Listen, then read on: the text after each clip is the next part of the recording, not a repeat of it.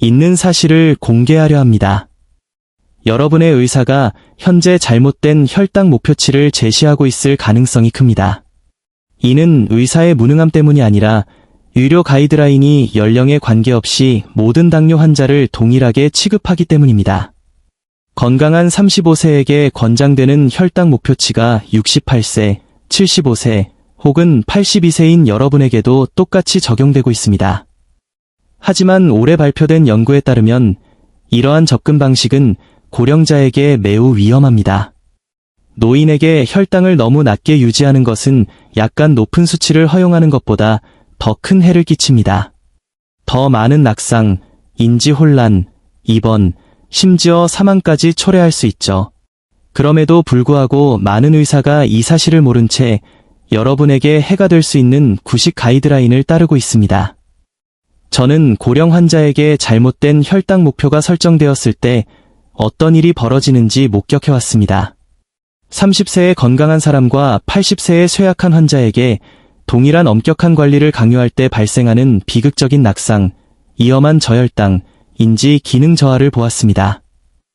이제 여러분의 연령과 건강 상태에 따른 진짜 혈당 목표치가 무엇인지 정확히 말씀드리겠습니다.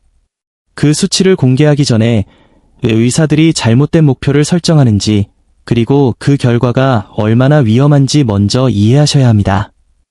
지금 댓글로 여러분의 나이와 의사가 지정해준 공복 혈당 목표치를 남겨주세요. 예를 들어 73세, 공복 100 이하 유지라고 적어주시면 됩니다. 현재 어떤 처방이 내려지고 있는지 확인이 필요합니다. 해롤드 씨의 사례를 들려드리겠습니다. 그의 이야기는 매우 충격적일 것입니다. 78세인 해롤드 씨는 12년째 당뇨를 앓고 있었고 그의 의사는 당뇨가 아주 잘 조절되고 있다는 점을 자랑스러워했습니다. 의사는 매 방문 때마다 합병증 예방을 위해 엄격한 관리가 필수입니다. 공복 혈당은 100 미만, 당화혈색소, A1C는 6.5 미만을 유지해야 장기적으로 건강할 수 있습니다. 라고 말했습니다. 해롤드 씨는 최신 가이드라인을 따르는 의사를 전적으로 신뢰했습니다. 그는 메트포르민 하루 2회, 아침에는 글리피지드, 취침 전 인슐린 투여라는 복합 처방을 충실히 따랐습니다. 서류상 수치는 완벽했습니다. 공복 혈당 95에서 105, A1C 6.3 의사는 절반이나 젊은 환자들보다 수치가 좋습니다. 완벽한 조절입니다. 라며 찬사를 보냈습니다. 해롤드 씨는 겉으론 웃었지만 속으로는 몸 상태가 최악이었습니다. 하지만 수치가 완벽하니 그저 노화 때문이라 생각하며 참았습니다. 증상은 작게 시작되었습니다. 한 달에 몇 번씩 한밤중에 떨림과 식은땀, 혼란을 느끼며 깨어났습니다. 아내 엘렌 씨는 침대 끝에 멍하니 앉아있는 남편을 발견하고 당황하곤 했습니다. 혈당을 측정해보면 55, 60, 때로는 52까지 떨어지는 위험한 수준이었습니다. 급히 주스를 마시게 한 뒤에야 해롤드 씨의 정신이 돌아왔습니다. 이런 저혈당 에피소드는 일주일에 2~3번으로 잦아졌고 부부는 침대 옆에 항상 주스를 두는 것이 일상이 되었습니다. 다음 진료 때 해롤드 씨는 이 사실을 의사에게 말했습니다.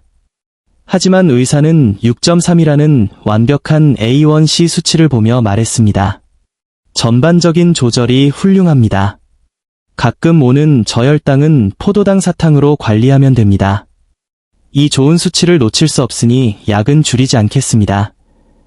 해롤드 씨는 의사의 말을 믿고 잠들기 전 간식을 먹으며 버텼습니다. 그러나 저혈당 증세는 낮에도 나타나기 시작했습니다. TV를 보다가 혹은 차고에서 일하다가 갑자기 몸이 떨리고 정신이 흐릿해졌습니다.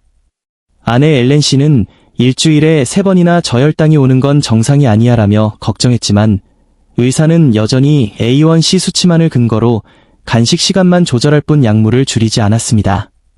8개월간 해롤드 씨와 아내는 공포 속에 살았습니다. 결국 비극이 발생했습니다. 식료품점을 가기 위해 운전하던 해롤드 씨는 신호 대기 중 저혈당 증세를 느꼈습니다. 포도당 사탕통을 열려 했지만 손이 너무 떨렸고 신호가 바뀌자 무의식적으로 주행을 시작했습니다. 시야는 흐려지고 정신은 흩어졌습니다. 결국 그의 차는 중앙선을 침범해 마주 오던 차량과 정면 충돌했습니다. 응급실에 실려온 해롤드 씨의 혈당은 48이었습니다. 심각한 저혈당으로 의식을 잃은 것이 사고의 원인이었습니다. 해롤드 씨는 골절과 뇌진탕을 입었고 상대 운전자도 중상을 입었습니다. 해롤드 씨는 자신 때문에 무고한 사람이 다쳤다는 사실에 오열했습니다. 의사가 강조한 엄격한 관리가 타인의 삶까지 파괴할 뻔한 것입니다. 다음 날 만난 내분비 전문의는 차트를 보고 엄중하게 말했습니다. 해롤드 씨, 주치의가 너무 공격적인 처방을 했습니다.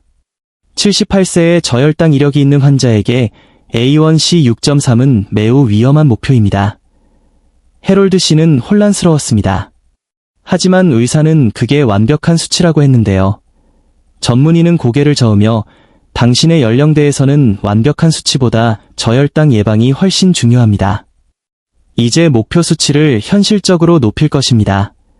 라고 답했습니다. 해롤드 씨는 분노했습니다. 수치에만 집착한 8개월의 고통이 결국 대형 사고로 이어진 것에 허탈함을 느꼈습니다. 고령자의 혈당 관리 기준은 젊은 성인과 완전히 달라야 합니다. 하지만 많은 주치의가 이 차이를 무시합니다. 만약 여러분이 해롤드 씨처럼 저혈당을 겪고 있다면 지금 댓글로 저혈당 경험 있음이라고 남겨주세요. 이는 목표치가 너무 엄격하다는 위험 신호입니다. 의사들이 이런 실수를 반복할까요? 그들이 맹신하는 5가지 잘못된 믿음이 있기 때문입니다. 혈당은 낮을수록 좋다. 이는 과거 연구 DCCT, UKPDS에서 비롯되었으나 해당 연구 대상자는 평균 27에서 53세의 젊은 층이었습니다. 80세 노인에게는 적용되지 않습니다. 어코워드 임상에 따르면 고령자에게 지나치게 엄격한 관리를 했을 때 오히려 사망률이 높아졌습니다. 합병증 예방이 최우선이다. 35세에게는 20년 뒤에 합병증 예방이 중요하지만 82세 노인에게는 당장 내일 발생할 수 있는 저혈당 낙상이 훨씬 더 치명적입니다. A1C가 가장 중요한 지표다. A1C는 3개월간의 평균일 뿐입니다. 해롤드 씨처럼 심한 저혈당과 고혈당이 반복되어도 평균은 6.3이라는 완벽한 숫자로 나타날 수 있습니다.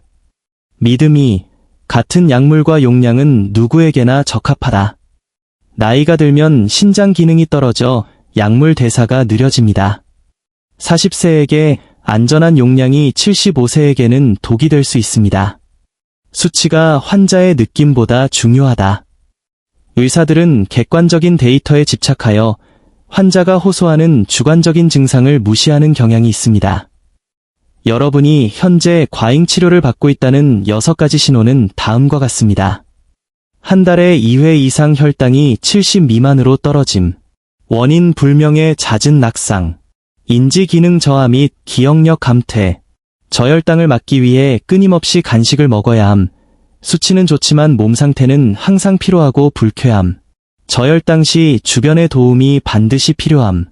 이 중 하나라도 해당된다면 즉시 의사와 상담해야 합니다. 여러분이 겪는 증상의 개수를 댓글로 알려주세요. 이제 연구를 바탕으로 한 진짜 연령별 적정 목표치를 공개합니다. 65에서 75세, 건강한 상태 공복 90에서 130, 취침 전 110에서 150, A1C 7.0에서 7.5%, 75에서 85세, 질환 동반 공복 100에서 140, 취침 전 120에서 160, A1C 7.5에서 8.0%, 85세 이상 또는 쇠약한 상태, 공복 110에서 150, 취침 전 130에서 180, A1C 8.0에서 9.0%. 여러분의 수치는 어디에 해당합니까? 의사가 너무 엄격함, 혹은 적절함 등의 의견을 댓글로 남겨주세요. 의사와 상담할 때는 1. ADA, 미국 당뇨협회, 가이드라인 지참. 2. 저혈당 로그 기록 제시. 3. 협력적인 대화 시도. 4. 안전 중심의 논리 전개. 5. 시험기간 제한의 5단계를 활용해보세요. 더 자세한 연령별 관리 프로토콜을 원하신다면 제가 운영하는 시니어 헬스라이프 데일리 커뮤니티에 합류해주세요. 100분이 모이면 고령자를 위한 첫 번째 혈당 관리 완벽 가이드를 무료로 공개하겠습니다.